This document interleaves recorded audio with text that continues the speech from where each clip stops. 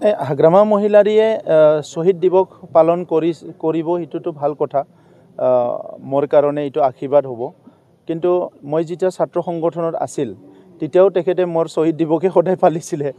আৰু যেতিয়া ইলেকশ্যন খেলিছিলোঁ তেতিয়াও কি কাণ্ড হৈ গৈছে আপোনালোকে গম পাইছে আৰু চৰকাৰ গঠন কৰাৰ পৰা প্ৰত্যেক সপ্তাহত প্ৰত্যেক মাহত তেখেতে আমাৰ চৰকাৰটো ভাঙিবলৈ আহে 4 বছৰটো হৈ গ'ল গতিকে তেখেতে আমাৰ চৰকাৰখন ভাঙিব নোৱাৰিলে গতিকে মানুহ সেই বস্তুটোহে খাব লাগে যিটো হজম কৰিব পাৰে হিটোহে কামুৰিব লাগে যিটো কামুৰিব পাৰে ক'বাত আপুনি সবকে কামুৰিম বুলি দাঁত আছে যদি খিলত কামুৰি দিলে দাঁত ভাঙি যাব তো সেই কাৰণে আজি সেই কথাবিলাক তেখেতে বহুত কথা কয় আপোনালোকে সবচে বেছি গম পায় কাৰণ আপোনালোকৰ কেমেৰাতে তেখেতে কয় কিন্তু আজিৰ তাৰিখত মই ভাবো যে নতুন বছৰত মই কোনো বেয়া কথা ক'ব নিবিচাৰো তেখেতৰ প্ৰতি মই নতুন বছৰক শুভেচ্ছা জনাইছো কিন্তু তেখেত সকলৰ নিচিনা যদি ৰাজনীতিবিদ থাকে তেতিয়া আমাৰ সমাজখন আগুৱাই যোৱাতকৈ পিছহে যাব তেনেকা মোৰ অনুভৱ হয় কাৰণ তেখেত সকলৰ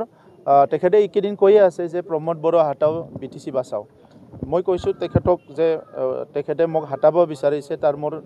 ক'ব লগা নাই মই ধন্যবাদ জনাইছো কিন্তু মোৰ লক্ষ্যটো তেখেত নহয় মোৰ লক্ষ্যটো হ'ল 35 লাখ জনসাধাৰণ তেখেতে 35 লাখ জনসাধাৰণলৈ কিবা এটা কথা কওক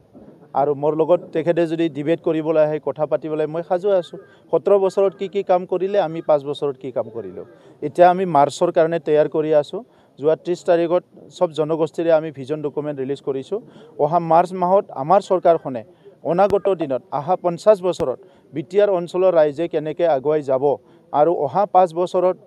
নেক্সট চৰকাৰত কি কাম কৰিব ইয়াৰ গুটি ভিজনটো আমি মাৰ্চ মাহত ৰাইজৰ ওপৰত দাঙি ধৰিম আৰু একে সময়তে আমি আপোনালোকক হিটোও দেখাম যে 2003 চনত চুক্তি কৰি 2007 চনলৈকে 5 বছৰত তেখেতসকলে কি কৰিছিলে আৰু আমি 2020ত চৰকাৰ আনি 1 বছৰ কৰোনা যোৱাৰ পিছত 3 বছৰ কাম কৰি আমান কিমান কাম কৰিছো ইয়াৰ এটা কম্পাৰেটিভ এটা ষ্টেটমেন্ট আপোনালোকক দিম আৰু এটা ষ্টেটমেন্ট আপোনালোকক দিম যে তেখেতৰ 17 বছৰ আৰু আমাৰ 5 বছৰ তেতিয়া আপোনালোকে এখন পুথি পাব